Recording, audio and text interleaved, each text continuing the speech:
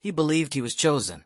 Smarter, better, deserving of love, power, and sex, but he was denied all of it.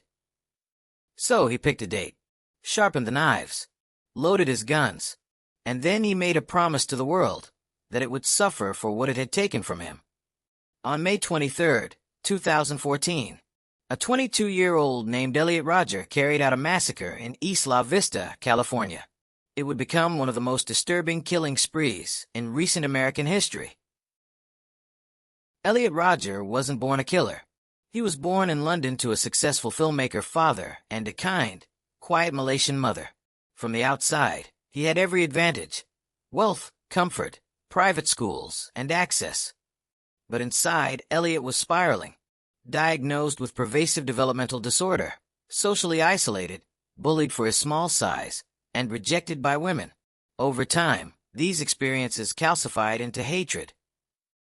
He began keeping a diary, then a manifesto, and soon, everything in his life, every slight, every rejection, was twisted into a single conclusion: the world had betrayed him. Rodger wrote a 137-page manifesto titled My Twisted World, the story of Elliot Rodger, and he posted YouTube videos explaining his frustrations and intentions. He expressed hatred of women for rejecting him, jealousy of sexually active men, resentment towards society and people who he felt had happier lives. Rodger identified himself as an incel, involuntary celibate, and his writings and videos reflected deep-seated misogyny, narcissism, and social isolation.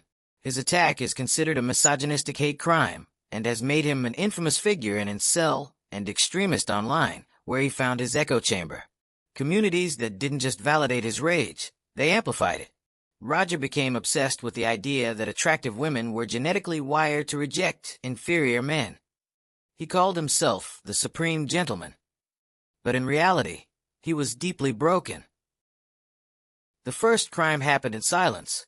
On the evening of May 23rd, just before he unleashed terror on the streets, Rodger returned to his apartment.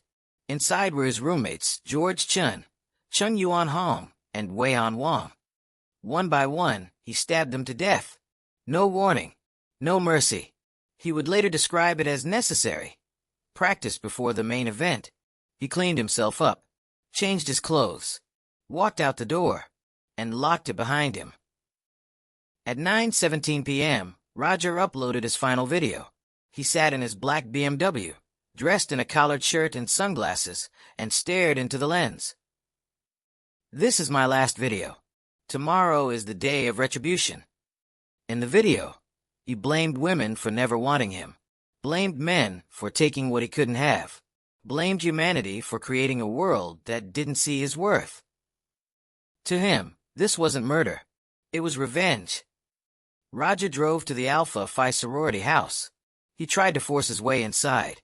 When he failed, he opened fire on 3 women outside. Veronika Weiss and Katherine Cooper were killed. A third was badly injured. He got back in his car and kept driving. He shot and killed Christopher Michaels-Martinez inside a deli. Then, he began randomly shooting at pedestrians and bicyclists. Some he struck with his BMW. He exchanged gunfire with sheriff's deputies 3 separate times. But he always managed to get away, until he crashed into a parked car on Del Playa Drive. Inside the BMW, police found his final act, a self-inflicted gunshot wound to the head. Rodger was more than a killer. He was a symbol, the first of a new breed of extremist, the digital killer. His crimes weren't just physical, they were ideological. He published a 137-page manifesto titled My Twisted World, sent it to over 30 people, including his family and therapists before the attack. In it, he outlined his worldview: a hatred of women, of couples, of society.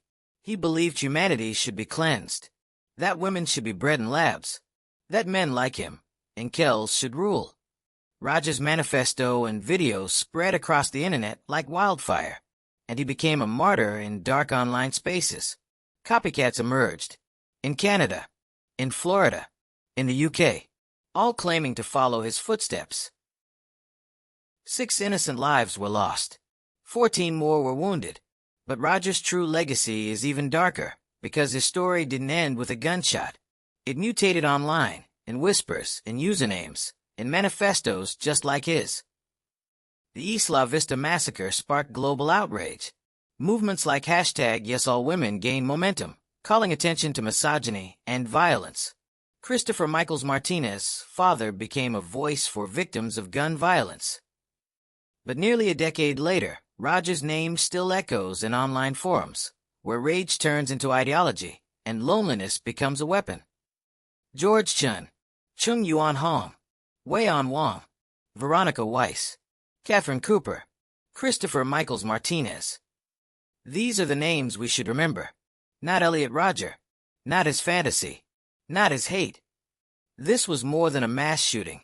It was a warning, a glimpse into what happens when hate festers behind a screen, and no one intervenes. If you or someone you know is expressing violent ideologies, speak up. Stop the next tragedy before it begins.